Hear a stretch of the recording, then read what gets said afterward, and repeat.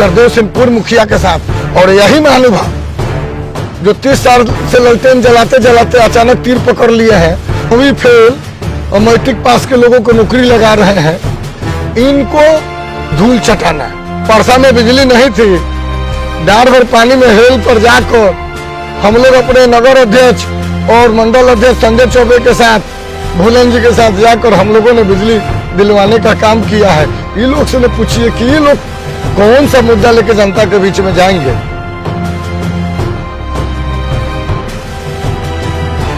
कह रहे थे कि आरजेडी का 90% कार्यकर्ता मेरे पास है। कौन कार्यकर्ता? हुकने वाला, लोगों को शोषण करने वाला, धमकाने वाला। तो सोचना है भाजपा जदयू के कार्यकर्ता को कि अब मेरा क्या होगा। नमस्कार, मैं राकेश सांडिल्य, मोटिवेशनल स्पीकर आप सभी का स्वागत करता हूं।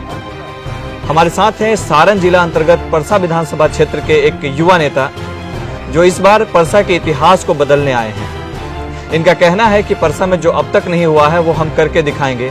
तो आइए हमारे साथ ये हैं और इनसे जानते हैं कि इनका विजन क्या है इस परसा विधानसभा चुनाव के लिए, इनके क्या प्लानिंग है, क्या मुद्दे हैं। सबसे पहले आपका बहुत बहुत धन्यवाद, आप हमारे शो में समय दिया अपना। आपका भी बहुत बहुत नमस्कार।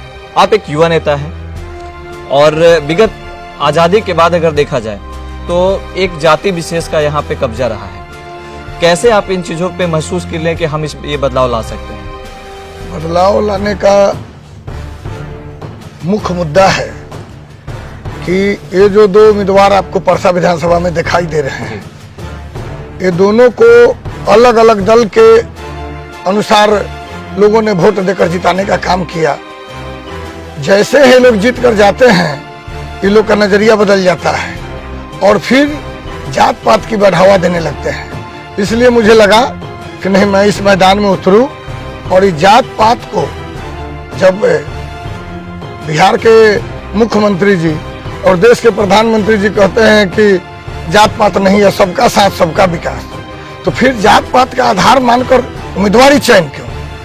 ये तो बढ़िया पार्टी के लोगों को सोचना चाहिए कि भाई, जब एक तरफ आप जात पात को बढ़ावा देने की बात को स्वीकारते हैं तो फिर जात पात के आधार पर टिकट के बंटवारा क्यों? इसलिए मैंने देखा कि नहीं, युवाओं का मुझे भरपूर साथ मिल रहा है। मैं इस मैदान में उतरूंगा और यह जात पात की राजनीति को जो 70 वर्ष से परसा में होते आया है, इसको समाप्त करूंगा। ऐसा भी लोगों का कहना है कि आप बीच में एक भुटकटवा के रूप में आए हुए हैं। आपको लोग इसी तरह से आंक रहे हैं कि आप वही मत काट रहे हैं जिससे कि आप जीतने नहीं जा रहे हैं, लेकिन कुछ लोगों को नुकसान पहुंचा सकते हैं और किसी को फायदा पहुंचाने के लिए आ रहे हैं। कहीं सेटिंग तो नहीं है किसी प्रकार की? नहीं, बहुत अच्छा आपने बात बोला। सुबह समय निकला हुआ हूँ क्षेत्र में और जरा मेरे चेहरे की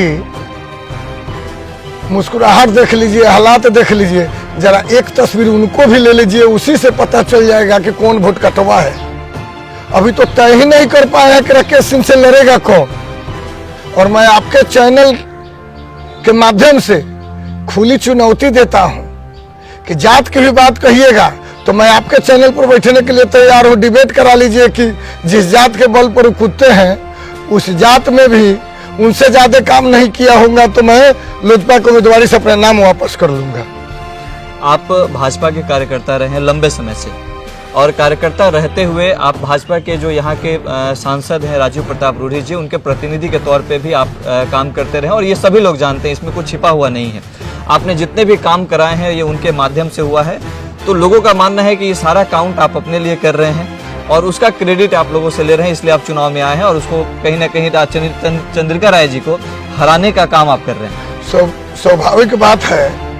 आप मुझे एक बात बता दें कि आप हमारे पास चाय रख दीजिए और बोलिए कि लिखा होगा तो मुंह में चल जाएगा। ठीक है, सांसद राजीव प्रताप रूढ़ी जी के साथ रहा, आप भी तो किसी न किसी के साथ रहा, तो मैं सांसद राजीव प्रताप रूढ़ी जी के साथ रहकर परसा विधानसभा में 12 एम्बुलेंस दिलवा दिया। चाहे वह टरवा मंगरपाल की बात हो, चाहे बनौता पंचायत की बात हो, चाहे हरियरपुर पंचायत की बात हो, चाहे अकबरपुर पंचायत की बात हो, चाहे खानपुर पंचायत की बात हो, चाहे नाथा छपरा पंचायत की बात हो, हमने तो अपने परसा के जनताओं के लिए जरूरत पड़ी तो राजीव प्रताप रूढ़ी जिसे बिल्कुल अपने परसा विधानसभा के लिए एक अलग निर्णय लेकर लोगों को मदद कराने का काम किया। एनडीए के प्रत्याशी के तौर पे यहाँ पे ऑलरेडी एक मतलब कैंडिडेट हैं, चंद्रिका राय जी ऑलरेडी हैं यहाँ पे, और आप भी भाजपा में रहे हैं, अचानक से लोजपा में जाने का क्या तात्पर्य है? तात्पर्य है कि मेरे चारों मंडल अध्यक्ष, जी हमारे पारसा में 2 मंडल अध्यक्ष हैं, एक नगर मंडल अध्यक्ष सलेश गिरी, पारसा पश्चिमी के नगर अध्यक्ष संजय चौबे, दरियापुर पूर्वी के नगर अध्यक्ष रामानंद सिंह, दरियापुर पश्चिमी के मंडल अध्यक्ष विनय शर्मा जी, चारों भाजपा के जी। चारों मंडल अध्यक्ष ने जाके पार्टी के वरीय पदाधिकारियों के यहाँ 5 दिन चक्कर काटते रहा और अपनी बीती सुनाते रहा कि इनको हम लोग किसी प्रकार से, जिनके चरित्र पर दाग लग चुका है और चरित्र पर ही दाग नहीं, इन्होंने तो साबित कर दिया कि राजनीतिक में कोई व्यक्ति कितना गिर सकता है राजनीतिक के लिए। इससे बड़ा उदाहरण बिहार में किसी और के पास नहीं है। तो जब मेरे चारों मंडल अध्यक्ष ने वरीय अधिकारियों को सूचित कर दिया, उसी समय भाजपा के वरिष्ठ नेताओं को सोच लेना चाहिए कि मामला कुछ गड़बड़ है, उम्मीदवार बदलने देना चाहिए। तो जब उम्मीदवार नहीं बदले तो लोगों ने अपना मन बदल दिया। उसी का परिणाम राकेश सिंह लोजपा के प्रत्याशी हैं। 2019 में लोकसभा का चुनाव हुआ था, राजू प्रताप रूढ़ी जी के सामने में चंद्रिका राय जी सांसद का चुनाव लड़े थे।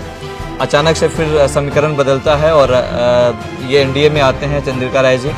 तो कहीं ना कहीं लोगों का मानना है कि ये 2019 का बदला लेने के लिए आपको मोहरा तो नहीं बनाया गया है। नहीं, हमको क्या लेना देना राजीव प्रताप रूढ़ी जी से भाई।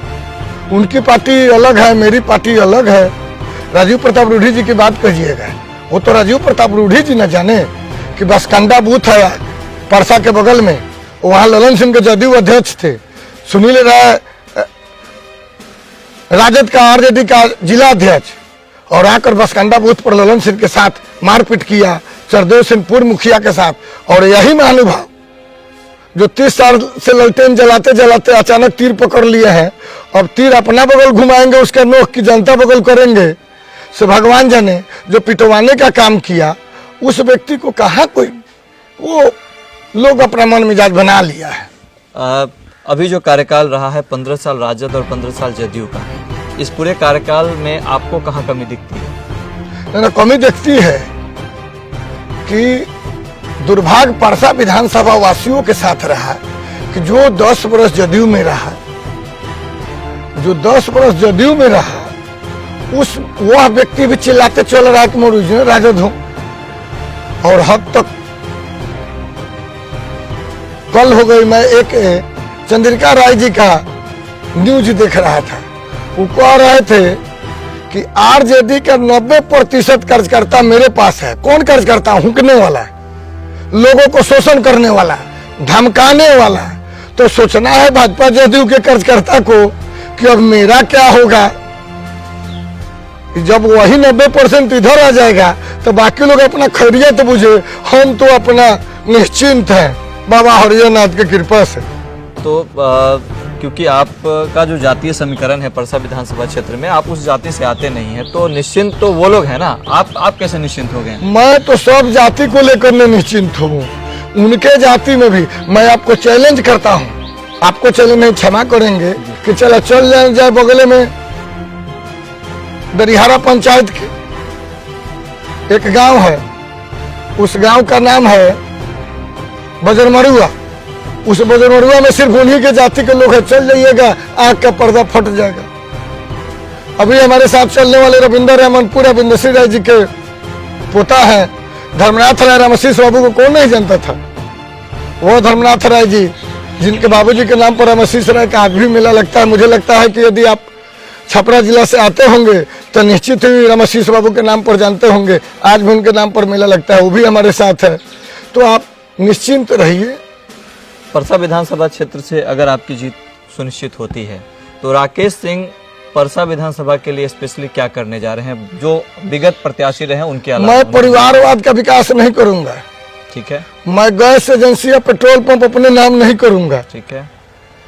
और परिवारवाद से, जात पात से अलग उठकर किसी के साथ कपार फूट जाए, बगल में घटना हुआ है परसौना में, मैं नाम नहीं रखूंगा उस हरिजन परिवार के बच्ची के साथ छेड़छाड़ हुआ और यहीं पंचायत के मुखिया का भतीजा उसमें अभियुक्त है और जो उधर से इधर आ गए हैं कह रहे हैं कि वो निर्दोष है, पुलिस जब पकड़ के ले गई तो निर्दोष है। तो मैं ऐसा नहीं होने दूंगा और नहीं होने दिया हूं, यही हमसे जनता विश्वास करेगी।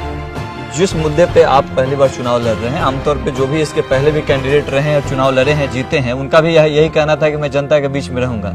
हो सकता है लोगों को लग रहा होगा कि वो जनता के बीच में नहीं रहे, लेकिन यही भरोसा फिर आप पे हम क्यों करें? हो सकता है लोग क्यों करें, हो सकता है आप भी कल चुनाव जीतने के बाद बदल जाए। मैं एक धावक हूँ।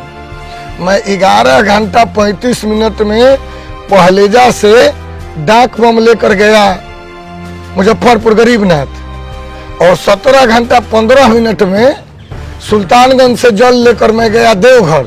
तो मैं धावक हूँ, मैं प्लेन से आकर थकने वाला नहीं हूँ, ये उन्हीं पर चरितार्थ है। इसलिए मैं तो धावक हूँ, मेरा काम ही है, पेशा ही दौड़ना। इसलिए जनता हमसे निश्चिंत है कि फोन डोलाने वाला आदमी नहीं। परसा में बिजली नहीं थी, डार भर पानी में हेल कर जाकर हम लोग अपने नगर अध्यक्ष और मंडल अध्यक्ष संजय चौबे के साथ, भूलन जी के साथ जाकर हम लोगों ने बिजली दिलवाने का काम किया है। ये लोग से न पूछिए कि ये लोग कौन सा मुद्दा लेके जनता के बीच में जाएंगे। जो लोजपा है वो भाजपा की बी टीम के तौर पे काम कर रही है, उस पे आपका क्या कहना है? नहीं, बी टीम के तौर पे काम नहीं कर रही है। लोजपा ने तो अपना स्पष्ट बी टीम मतलब कि जदयू के प्रत्याशी को सीधा सीधा हराने का काम कर रही है। ऐसा कुछ नहीं है, ऐसा कुछ नहीं है। ये कौन जानता है कौन कहाँ हार जाएगा, कौन कहाँ जीत जाएगा?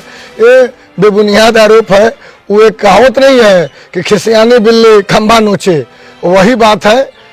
सबका मकसद है कि 9वीं फेल और मैट्रिक पास के लोगों को नौकरी लगा रहे हैं, इनको धूल चटाना। हम लोग भी उसी कार्य में लगे हुए हैं।